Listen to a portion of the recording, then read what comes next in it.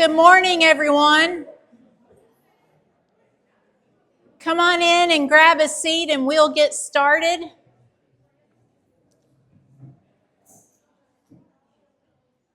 So glad you are here today. We're going to talk about vocation. And we're talking about vocation our whole life long. But before we get started, let's have a moment of prayer. Gracious God, we give you thanks for our lives and your continued loving presence in them. And we ask that you would be with us as we discuss and as we learn. We ask that we might hear your voice calling to us this day, and that in hearing we might be changed, that we might grow closer to you. We ask it all in Jesus' name. Amen. Okay, everybody, to get started, I have a question for you to begin. If you are asked right now, which you are asked right now, I don't know why I put that qualifying part to the sentence. What would you say you are called to at this point in your life? Can you think of something you're called to? And what does your answer include? So take just a few minutes and talk with your table about what you are called to at this, if anything, at this point in your life. Go.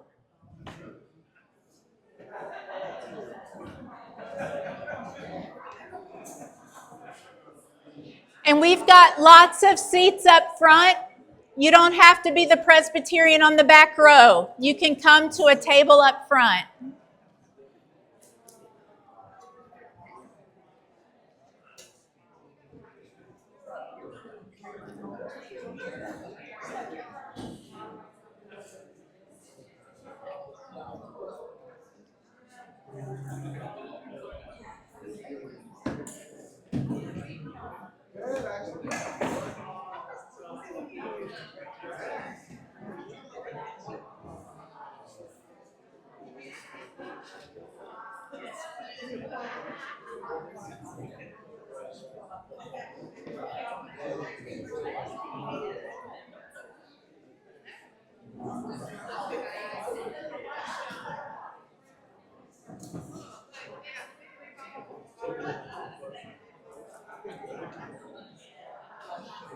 There are plenty of seats up front.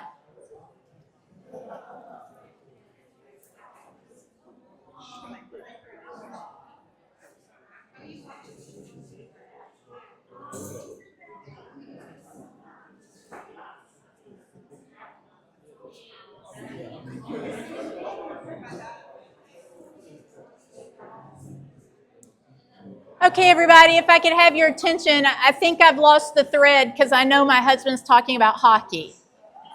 I always like to call him out. It's spousal privilege. Okay, with a showing of hands, who feels like they have a calling in their lives right now? Awesome. A lot of times we tend to think of vocation, which is simply the idea that God has a calling for our lives. We tend to think that it only applies to religious things, that it has to do with the call to be a minister or an elder or a deacon or some sort of service in the church. But if we learn anything today, I want you to really embrace the idea that your calling from God is your whole life. It's your whole life. I have a calling to be a minister, but I will tell you my first calling is to be a wife and mother. Our calling from God is our whole life. So if you look at the word vocation, it comes from the ecclesiastical Latin vocatio, which means a call or a summons. And a calling takes seriously that God is talking with God's people and that we are responding in faith. Vocation takes seriously that there is a relationship between the Creator and created, and that we want to be attuned to what that calling might be in our lives. The problem, however, started around medieval times when it was believed that there were two parts of life. There was your religious life and your secular life, and never the two shall meet. This is the time when we got cloistered orders in particular for monasticism and nuns, the idea that religious life should somehow be removed from the rest of life. But we know the Reformation shows us in particular that that's an unfair dichotomy. That if God's calling is our whole lives, it has to do what we do in our private lives and also what we do as people of faith. And so I think our working definition for vocation is the whole life response to God's call, to love God and serve neighbors. And our vocation is expressed through every role, every relationship, and every responsibility we have. And so when we think about things like our career answers the question, what do I do? But vocation answers the question, why do I do it and for whom? Whom am I serving in the way that I do things? And if you were thinking that your vocation ended at retirement, I have news for you. You never retire from your vocation. So we're going to look at what vocation might look like in our working years and also in our retirement years. But first, let's talk a little bit about where we see vocation in the Old Testament. We have the creation mandate. Remember, God created the world, gave man dominion. In the second creation story, humanity is put on earth to care for the earth and to tend to it. So from the very beginning, humankind is given vocation, giving work from God that they are supposed to do. All throughout the Old Testament, when it talks about the Israelite community, everyone had a role in the Israelite community for the community's flourishing. Farmer, judge, craftsman, prophet, king, all of them had a role, and it was all seen as God's work for them to do for the flourishing of the community and for the flourishing of their faith life. And then we have this really great verse or passage from Exodus where it talks about two craftsmen. And God says, I have filled him with the Spirit of God, with wisdom, with understanding, with knowledge, and with all kinds of skills to make artistic designs. So their work as artisans is God's calling from them. In the New Testament, we also see this idea.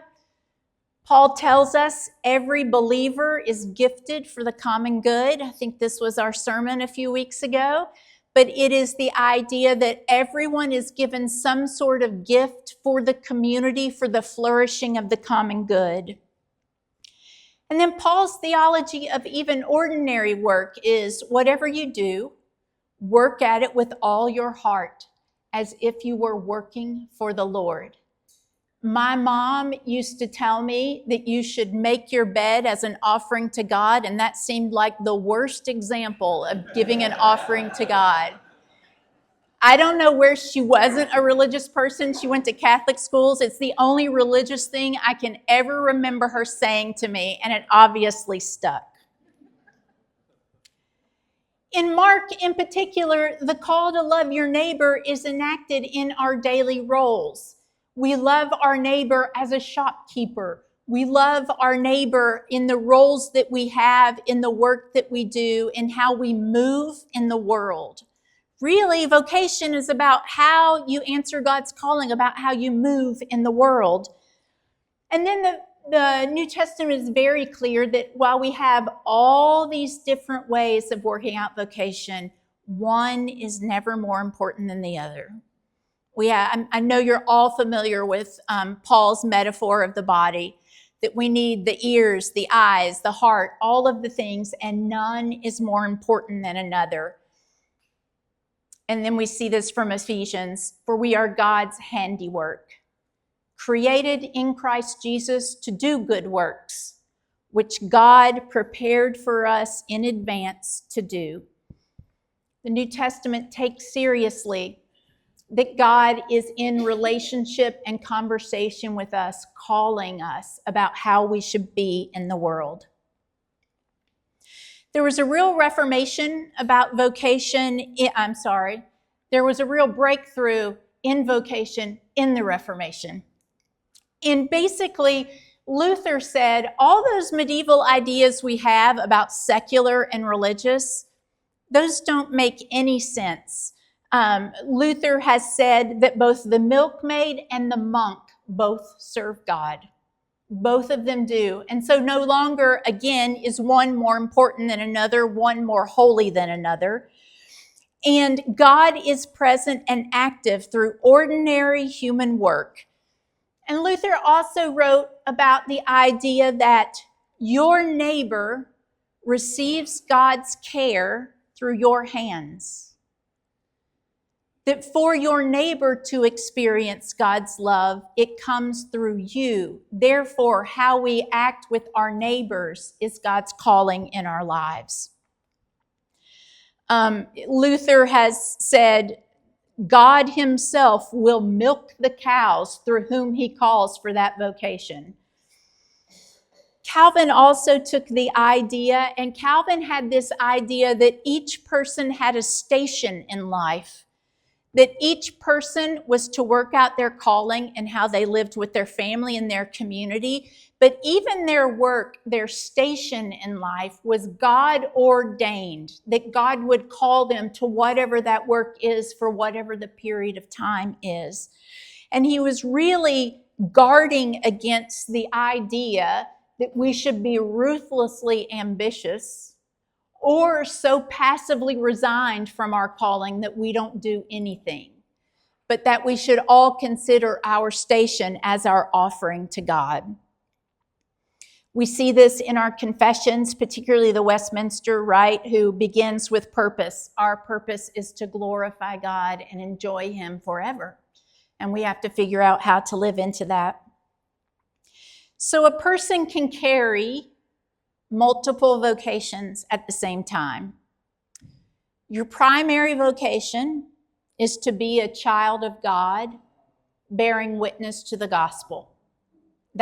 Everyone has that same vocation. We have relational vocations: mother, spouse, sibling, friend. There are vocations we live into in those relational ways. I think anyone who has raised children knows that that vocation is very serious when they are small. And it takes all of that time and effort and joy. And then we have civic vocations. Who are we called to be as a member of this community? As a citizen, voter, or community member. And then we have occupational vocations, which may be the work we are paid for, or it may be work that we do that is unpaid for. All of those layers matter. And so now we've got this overview of what vocation is. I'm going to ask you the same question again.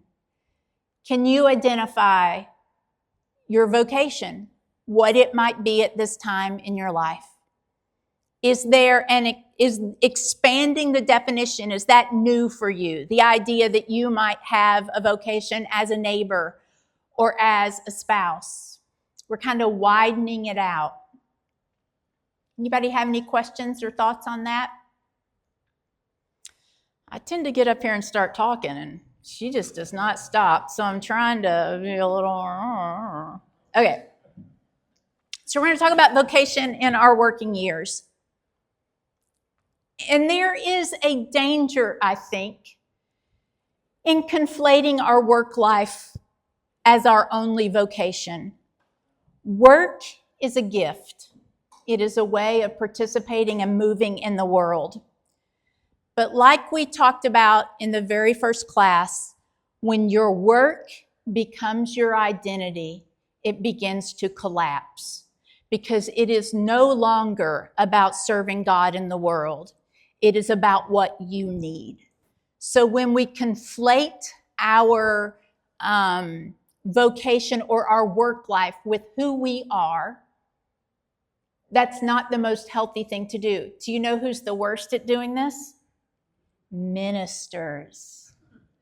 They move through the world thinking of themselves in this role as minister. You never really get to take it off. And so suddenly you forget that it's your calling and you think that's who you are instead of remembering you're a beloved child of God. I took a sabbatical a couple of years ago and someone called me about 2 weeks in and said, "How's it going?" And I was like, I forgot what it was like to just be a self. I just wake up and there's nothing like that I have to immediately do. We all have to remember that we are just a self. And to remember that we are human beings, not human doings. I think our world tells us we are human doings, that our worth comes from how much we get done, but we are made in God's image, and from that we are called to do. So let's talk about what what vocation looks like in career and work life. First, we consider our work life as an act of worship. We have the Colossians, whatever you do, do it heartily as to the Lord. Craftsmanship, integrity, diligence, wisdom, those are all theological virtues. And I imagine in some way they come into play in our work life, in that part of our vocation. But the goal, friends, with our work life, particularly if it's an act of worship, is not to be successful. It's to be faithful. It's not to be a success in the world's eyes, but to be faithful to the one who has called us into being. So if you are like me and you are still in your work years, I encourage you to think about what it looks like to work for faithfulness to God instead of success. That is not to say success is not faithful, but that it's not the aim. We consider working, that part of our vocation life, as loving our neighbors through our professional life. It's a good question to ask who our work serves. Doctor, teacher, plumber, accountant, parent, all of those meet real human need in some way. And I am assuming there are probably as many different kinds of work that has been done or is being done as there are people. But to think about how that can serve our neighbors, particularly I think with those we work with, right? To serve as loving our neighbor when those we work alongside with. Luther's insight is that your co-workers and clients are your neighbors. And so God's injunction to love neighbor is lived out in that way. Workplace as the mission field. Christians are placed in spheres of influence where the church cannot go as an institution. And when I talk about the workplace as a mission field, I don't necessarily mean that you go and evangelize everyone where you work, but that your character should be a witness to God and God's love. And the way you interact with people should be a witness for God and God's love. It's reported that Martin Luther said this, but nobody can find it in his writings, so take it with a grain of salt. But the quote is that Luther said, "A cobbler does not witness by putting little crosses on the shoes. The cobbler witnesses by the quality of work and the quality of person he is to the people that he serves." And so we are all witnessing to other people. There's really not a time when our lives isn't witnessing to someone. And it is our hope that we would witness to our vocation, to the love of God more than anything else. Oh, I'm totally off script, so sorry. Not all our work is fulfilling. Through college, I worked for a veterinarian and cleaned a lot of kennels. Do I think that was God's calling for my life? I mean, at that time, but I think my calling was more about how I engaged with coworkers and the public. Not all work is fulfilling. And there is this illusion, right? that if I can just figure out my calling and my gifts, I'll have the perfect job and it'll never feel like I worked a day in my life. That is an illusion. That is not what God calls us to. Faithfulness, even in small tasks when they aren't fulfilling, is still faithfulness. And serving our neighbor in a difficult time is also serving our neighbors, actually in the cross-shaped sort of life. And then we have vocation beyond paid employment, parenting, being a friend, volunteer service. The person whose occupational role seems small is not less called. So my question is, for those of you who are working and for those of you who have worked inside and outside of the home, how does or how did your work serve your neighbor? Or did it? And what would you change if you approached work, both inside and outside of an office building, or if you approached your work in the past as a place where God is active through you? So can we take 5 minutes for those questions at your tables? So I want to talk a little bit about vocation in the retirement years. You know, retirement is a relatively new phenomenon. It's pretty much a 20th century invention tied to Social Security for the most part.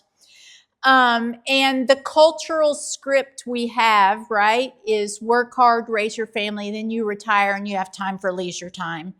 The question is, what does the Bible say? And in the Bible, the only talk of any sort of retirement has to do with the Levitical priest. And they, at age 50, they were allowed to step back from a heavy physical service. So I'm 53, so I'm giving up on that. But the heavy physical demands of the job of the priest, they got to step back from that. They were still called to be priests to the communities. There is no place in the Bible where it is considered that you will retire or age out of a calling from God. It just doesn't exist. Even Paul in prison, or John on Patmos, their calling intensified really at the end of their lives as they did their work for the church by writing those letters.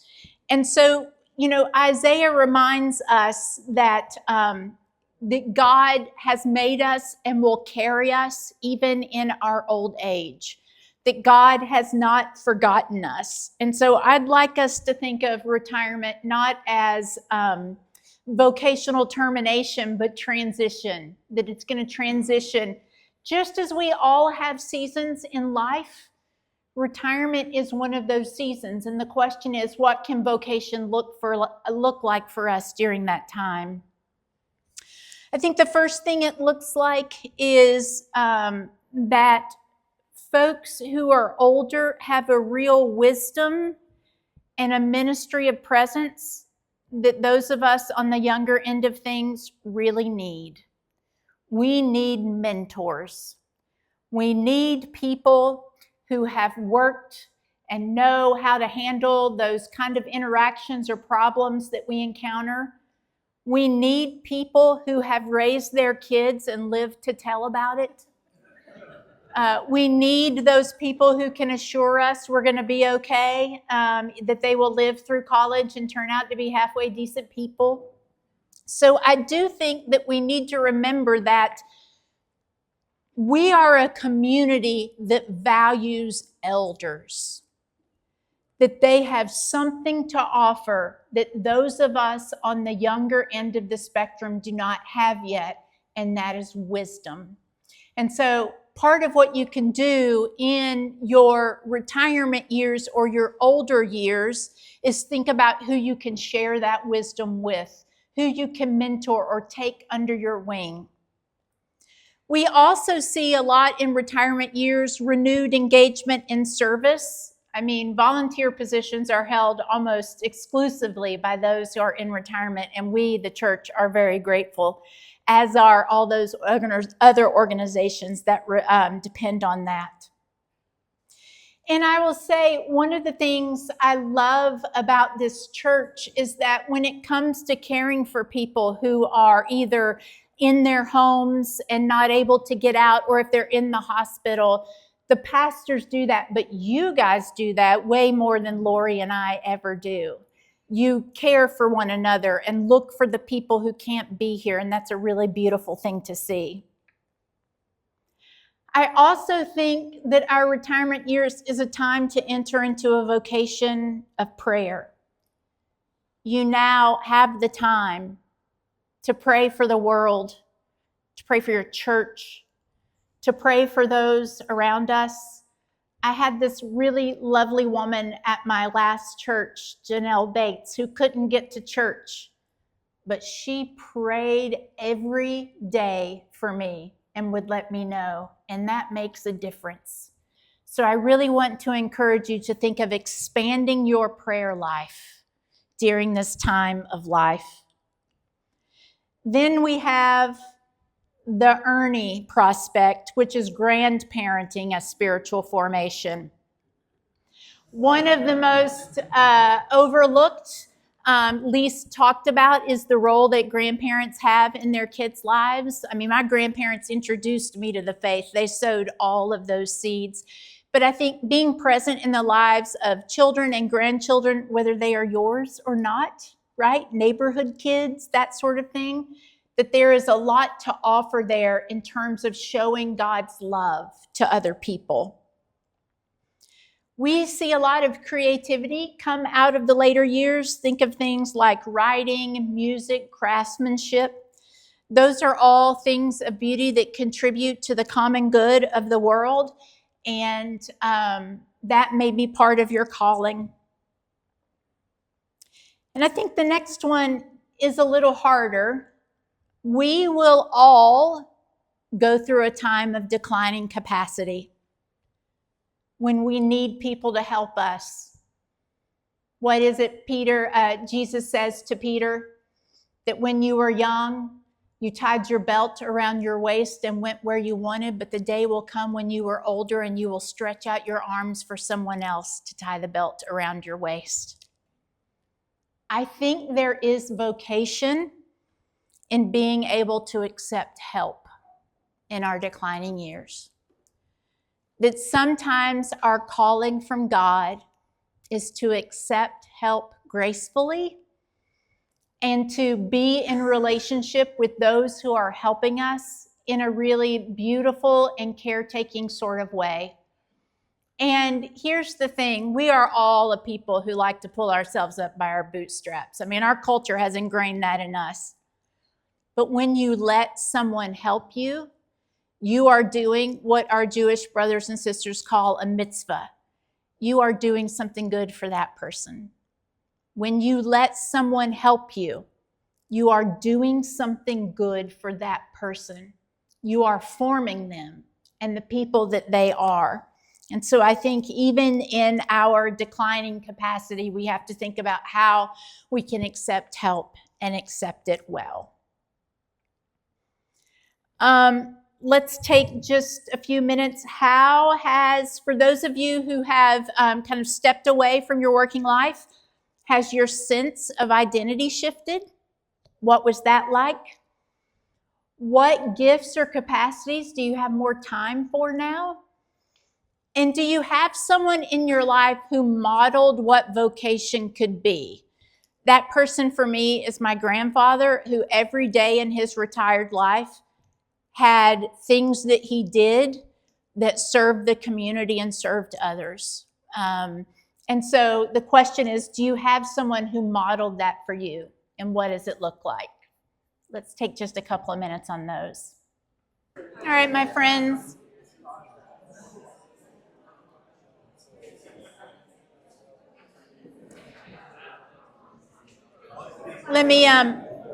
I've got just a couple other things for you to think about before I go get ready for worship.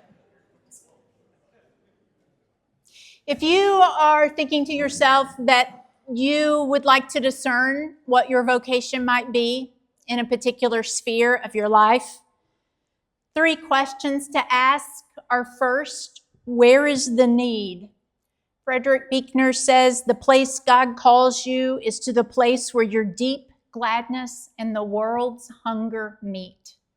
Where is the need in the world or in your community? The second thing is to ask what gifts God has given you, about what you have to offer, remembering that all gifts are valued and gifts of the Holy Spirit. None is more important than another. And the last one is, what does your community affirm in you? A lot of time, calling will be recognized by someone else in your community and will be validated in that way. But what I think I want to leave you with today is this. You are not here by accident. The roles you hold, parent, worker, neighbor, retiree, friend, those are not obstacles to your calling. They are your calling. The question is not whether you are called. The question is whether you will be awake to it. And so I invite you to begin with me praying about what our calling might be in this season of our lives. Thanks, everyone.